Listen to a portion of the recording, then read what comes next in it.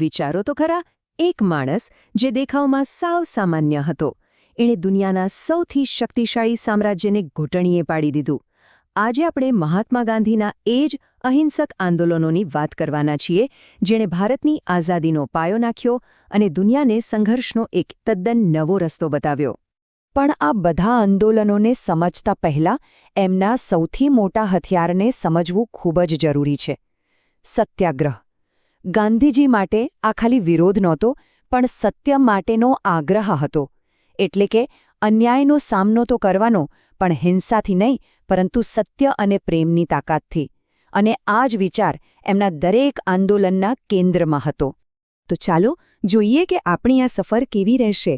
સૌથી પહેલાં ગાંધીજીના સિદ્ધાંતને સમજીશું, પછી એમના શરૂઆતના નાના પણ ખૂબ જ મહત્વના સત્યાગ્રહો જોઈશું. ત્યાર પછી આપણે એ મોટા આંદોલનોની વાત કરીશું જે આખા દેશમાં ફેલાયા, અને છેલ્લે ભારત છોડોના અંતિમ આહ્વાન સુધી પહોંચીશું. અને અંતમાં આ બધી યાત્રાનો સારાંશ પણ જોઈશું. તો સવાલ એ છે કે ગાંધીજીએ આટલા મોટા વિચારને જમીન પર ઉતાર્યો કેવી રીતે? શરૂઆત થઈ નાના સ્થાનિક મુદ્દાઓથી. આ શરૂઆતના સત્યાગ્રહો એક રીતે તેમના માટે પ્રેક્ટિસ ગ્રાઉન્ડ જેવા હતા, જ્યાં તેમણે અહિંસક લડાઈની પોતાની પદ્ધતિને અજમાવી અને વધારે મજબૂત બનાવી. અને આ ઐતિહાસિક સફરની શરૂઆત ક્યાંથી થઈ?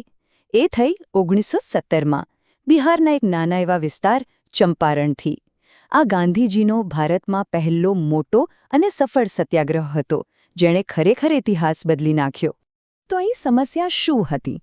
અંગ્રેજો શું કરતા હતા કે ખેડૂતોને એમની જમીન પર જબરજસ્તી ગળીની ખેતી કરવા મજબૂર કરતા હતા અને એમનું શોષણ કરતા હતા.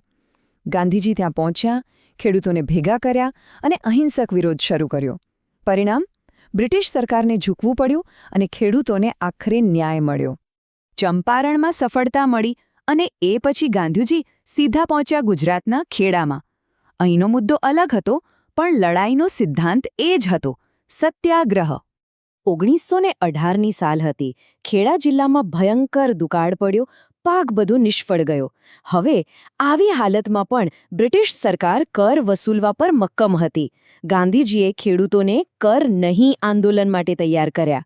આ માત્ર એક વિરોધ નહોતો, પણ એક સંદેશ હતો કે સત્યાગ્રહ દ્વારા આર્થિક શોષણ સામે પણ લડી શકાય છે. અને એ જ વર્ષે, એટલે કે 1918માં, આંદોલનની જે આગ ગામડાઓમાં લાગી હતી ને, એ હવે શહેરો સુધી પહોંચી. હવે વારો હતો અમદાવાદના મિલ મજૂરોનો. અહીંયા મિલ માલિકો અને મજૂરો વચ્ચે પગારને લઈને ઝઘડો ચાલતો હતો. જ્યારે લાગ્યું કે મજૂરોની હડતાળ નબળી પડી રહી છે, ત્યારે ગાંધીજીએ એમનું બ્રહ્માસ્ત્ર વાપર્યું: ઉપવાસ. આ કોઈ સામાન્ય ઉપવાસ નહોતો, આમરણાંત ઉપવાસ હતો. આનાથી મિલ માલિકો પર એટલું બધું નૈતિક દબાણ આવ્યું કે એમને ઝૂકવું જ પડ્યું, અને અંતે મજૂરોની જીત થઈ. હવે જુઓ, આ નાની નાની સ્થાનિક સફળતાઓએ એક વાત તો સાબિત કરી દીધી કે સત્યાગ્રહનું શસ્ત્ર કામ કરે છે. તો હવે સમય હતો આ લડાઈને એક મોટા રાષ્ટ્રીય સ્તરે લઈ જવાનો. હવે લડાઈ કોઈ એક મુદ્દા માટે નહીં, પણ આખા દેશની આઝાદી માટે હતી. આ દિશામાં સૌથી પહેલું અને મોટું પગલું હતું 1920નું અસહકાર આંદોલન, જેનો હેતુ એકદમ સીધો સાદો પણ એટલો જ શક્તિશાળી હતો કે આ અંગ્રેજી શાસનની આખી સિસ્ટમને લોહીનું એક પણ ટીપું વહાવ્યા વગર બસ ઠપ કરી દેવાની. ગાંધીજી એકદમ સાદું ગણિત સમજતા હતા. બ્રિટિશ સરકાર ચાલે છે તો ભારતીયોના સહયોગથી જ. જો ભારતીયો જ સહયોગ કરવાનું બંધ કરી દે તો શાસન આપોઆપ તૂટી પડશે. બસ આ જ કારણે લોકોને વિદેશી વસ્તુઓનો બહિષ્કાર કરવા, સરકારી શાળાઓ અને નોકરીઓ છોડવા માટે કહેવામાં આવ્યું. આખા દેશે જાણે એક અવાજે આ વાતને માની લીધી. આ એક અભૂતપૂર્વ રાષ્ટ્રીય એકતા હતી. અસહકાર આંદોલન પછી વારો આવ્યો ઇતિહાસના એવા વિરોધનો જે આજે પણ આપણને સૌને યાદ છે: નમક સત્યાગ્રહ. મીઠા જેવી રોજબરોજની વસ્તુ, એના પર પણ અંગ્રેજોએ ભારે કર નાખ્યો હતો. ગાંધીજીએ આ અન્યાયી કાયદાને તોડવા માટે દાંડી કૂચ શરૂ કરી. અને આ કોઈ નાની સૂની યાત્રા નહોતી. સાબરમતી આશ્રમથી લઈને દાંડીના દરિયા કિનારા સુધી પૂરા 240 માઇલનું અંતર. આ આંકડો ખાલી અંતર નથી બતાવતો, પણ એ અતૂટ સંકલ્પ બતાવે છે જે આ આંદોલનની પાછળ હતો. અને ખબર છે, આ ઐતિહાસિક સફરની શરૂઆત તો થઈ હતી માત્ર 78 સમર્પિત સાથીઓ સાથે, પણ જેમ જેમ કાફલો આગળ વધ્યો, હજારો લોકો જોડાતા ગયા અને જોતજોતામાં આ એક નાનકડી યાત્રા એક મહાઆંદોલન બની ગઈ. આ જ તો હોય છે એક નાનકડી શરૂઆતની તાકાત. દાંડી માર્ચની અસર એટલી જબરદસ્ત હતી કે એના પડઘા ખાલી ભારતમાં જ નહીં પણ આખી દુનિયામાં સંભળાયા. આંતરરાષ્ટ્રીય મીડિયામાં એની ચર્ચાઓ થવા લાગી, જેના કારણે બ્રિટિશ સરકાર પર જબરદસ્ત દબાણ આવ્યું. એમને સમજાઈ ગયું કે હવે વાતચીત વગર છૂટકો નથી.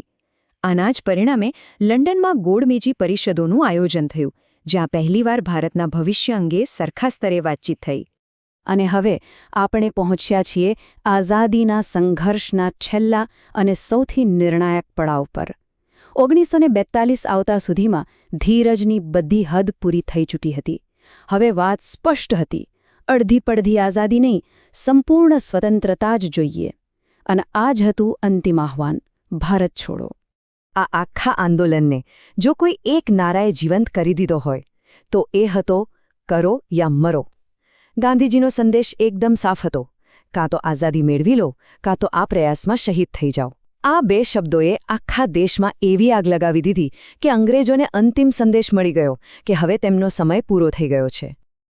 તો આ હતી ગાંધીજીની અહિંસક ક્રાંતિની એક અદ્ભુત ગાથા, ચંપારણથી શરૂ કરીને ભારત છોડો સુધીની. ચાલો ફટાફટ એક નજર નાખી લઈએ આ સફરના મુખ્ય મુદ્દાઓ પર. જો આ ટેબલ પર ચંપારણ 1917 પહેલો સત્યાગ્રહ, ખેડા 1918 કર વિરોધી આંદોલન, પછી આવ્યું અસહકાર 1920માં શાસનનો વિરોધ, દાંડી યાત્રા 1930 મીઠાનો કાયદો તોડવા માટે, અને છેલ્લે ભારત છોડો 1942, જેનો નારો હતો કરો કે મરો. આને યાદ રાખશો તો રિવિઝન એકદમ સહેલું થઈ જશે. અને જો આ આખી વાતને આપણે એક જ લીટીમાં સમજવી હોય તો બસ આટલું જ છે. ગાંધીજીના આંદોલનો એટલે સત્યાગ્રહ વત્તા અહિંસા વત્તા આઝાદી માટેનો અતૂટ સંઘર્ષ. આ જ તેમની તાકાતનું સાચું રહસ્ય હતું. જો તમને આ વિડીયોઝથી સાચે જ ફાયદો થતો હોય તો આજે એક નાની રિક્વેસ્ટ છે. YouTube પર હાઇપ નામનું નવું ફીચર આવ્યું છે, જેના દ્વારા તમે તમારા ફેવરિટ એજ્યુકેશન ચેનલને વધુ વિદ્યાર્થીઓ સુધી પહોંચાડી શકો છો. તો નીચે હાઇપ બટન પર ક્લિક કરીને થોડા પોઈન્ટ્સ જરૂર આપજો. તમારો આ એક સપોર્ટ આ વિડીયોને હજારો વિદ્યાર્થીઓ સુધી પહોંચાડશે અને મને આવી જ ક્વોલિટી કન્ટેન્ટ બનાવવા માટે મોટિવેશન આપશે.